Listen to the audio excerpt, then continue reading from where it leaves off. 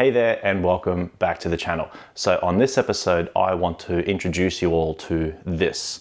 It's called Gridfinity and how you can use it in your workshop.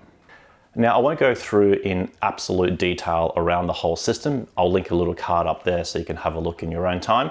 It's linked up to Jack Friedman's video. So he's the guy that actually invented this whole system. But I will tell you about that it's a standardized series of measurements measured by 42 millimeters by 42 millimeters, and the heights are denoted by a unit of 1 or 1U, and that's 7 millimeters. So if you find some online and it says it's going to be 10U tall, you could probably deduce that it's going to be about 70 millimeters tall. Now, because this is an open source community type of project, it's fantastic because there are plans available for freely downloadable everywhere on the internet, including things like these little storage containers, so you can store little washers in here, and that's what I kind of store in there, all the way through to someone's gone ahead and created button battery holders. So these are for CR2450s. And the idea behind it is that you have these grids, you have every single bit is standardized, and you can fit one of these grids in one of these little slots, and then essentially stops it moving around. So then as you start adding more and more into it, you start building up a series of storage, and that's perfect for those of you that are like me, that are quite particular about how things are organized.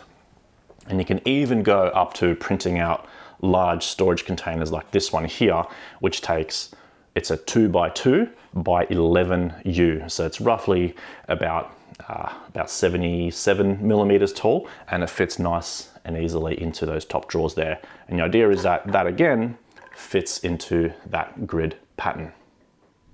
So some of you would have noticed over the last 6 months as I was building out my workshop, including this miter saw station, that I've already gone down that little bit of a Gridfinity path. And I'll deep dive into that in a moment, but just know that I've been printing this for probably about 6 months, and I've probably used about close to 10 kilograms of filament.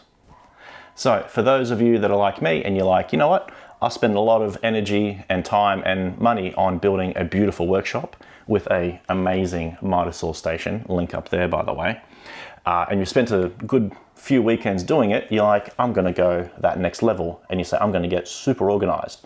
So you say, I'm gonna go out, buy some storage containers and start putting everything where it needs to go.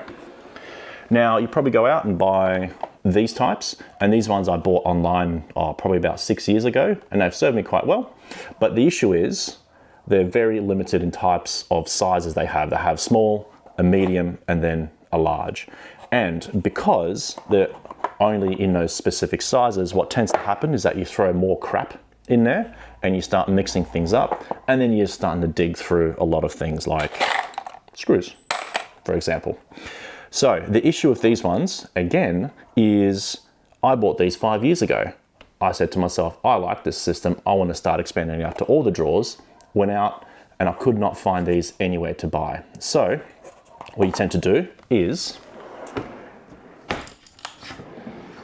buy completely different sizes. And you can't put them in the same drawer, because if you're like me, they have to be the same. And then you do the same thing again. You just start loading them up in screws, all sorts of stuff wherever it fits, like this junk drawer.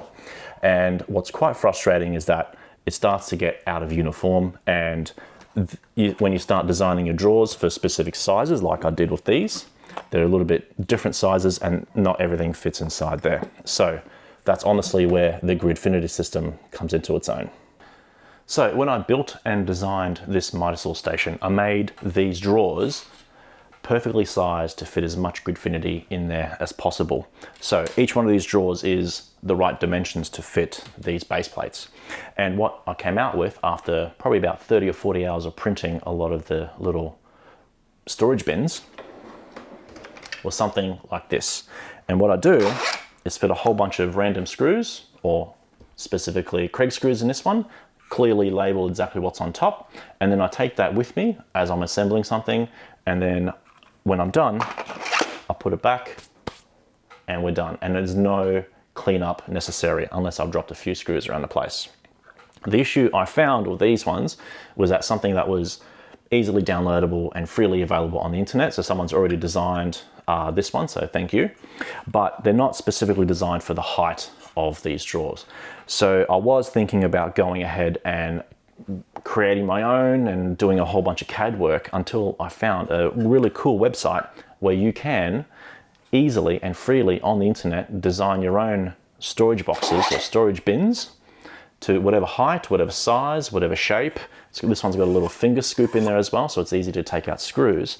And what you find is that they're a lot taller than the ones that I downloaded before.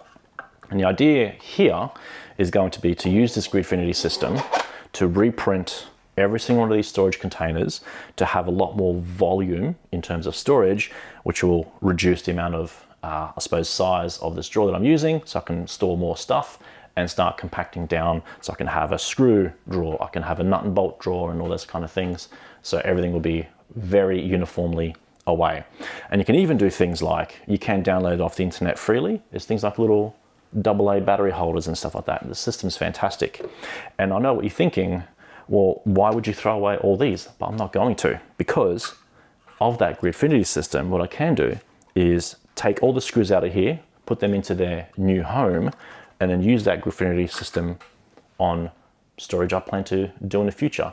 And I do plan to do a little bit more storage inside the house, where I want to make a nice big chest of drawers for electronics and whatnot. And that's where these things are going to come in super handy.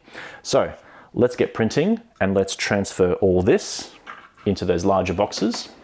And then importantly, let's take out all the stuff in here and transfer also those into those larger boxes and put down these base plates and whatnot. And I'll show you exactly how it's done. Right, so first things first, what we need to do is clean out this drawer, clean it all out, print out a whole bunch of Gridfinity bases. Here's some I prepared earlier. And the good thing about the bases is that they're not really seen because you have those storage containers on top. So it doesn't really matter what color you print them out. So what I tend to do is just, if there's a little bit of leftover filament on one spool, I will use that in multiple prints. So this one's black and white because I had a little bit left over. And these grids don't really use a lot of filament in total, but they do take a little bit of time. So I printed up a whole bunch of these. Let's get some stuff out of there. And then let's print those little storage boxes to fit all those things into those new bins. Cool, so now that the drawer is empty, I have a bunch of these 5x5 grid bases. And what we find is that these drawers are specifically designed to fit 5x5. Now you'll see this little gap towards the end, and this is a 2x5, which fits perfectly at the end there. So the intention is, if you do have a Gridfinity system that you're trying to retrofit in your existing drawers and you have a bit of a gap here, what tends to happen is as you open and close the drawer, these things will naturally move around. So what you want to do is just literally just put a little bit of super glue just to stop that movement, and you'll find that there's enough weight from the stuff inside the storage bins themselves in order to stop that movement as well. So let's take everything out, put a little bit of super glue on each little corner and put it all back in, wait for it to dry, and then we can start loading it up with some of the storage boxes.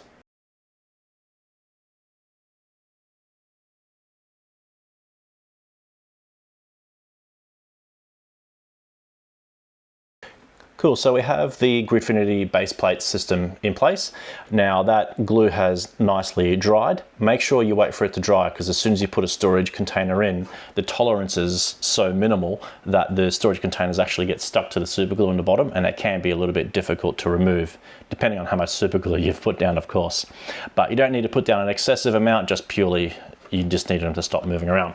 So what we're gonna do, we'll cut to a time lapse shortly, and we'll transfer this to this bin below.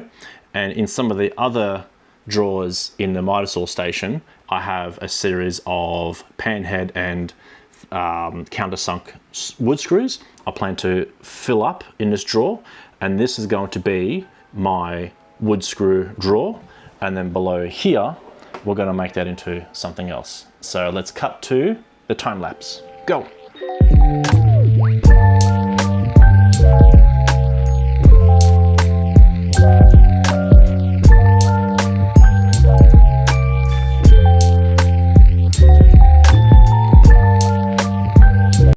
Hours later. So it's been a little bit longer than 8 hours. You can probably tell because I've changed costume into more winter attire because it's winter time now. And before I was in shorts. Anywho, it did give me an opportunity to play around with the system. So what you can see here is just me cutting off the labels on each packet, putting it inside the bin itself. But I do plan to print out a whole bunch of labels and put them on. I'll do that in a sec. But what I find is that I have 8 gauge screws here that are pan heads, and I can never determine which one starts and which one finishes. So I'm having to maybe spend an extra couple of minutes looking a little bit closer at the type of screws. So what I decided to do, instead of printing it all black and satisfying my OCD because it's one consistent color, what I'm actually going to do is switch out each section for a different color. So just say for argument's sake, the green ones or the silver ones might be 6 gauge. I'll leave the 8 gauge as black, and then I'll change a different color for the other types of screws. That way you can easily identify which group of screws need to be together. So let's cut to me doing all that.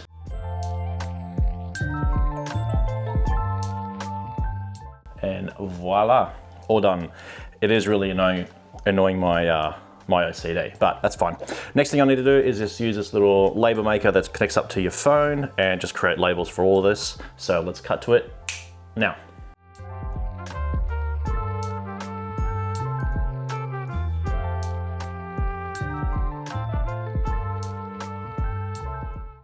Righty, I think we're going to call it there because this video is getting long and very boring. So if you did stick around for this long, thank you so much. Like and subscribe and do all those good things.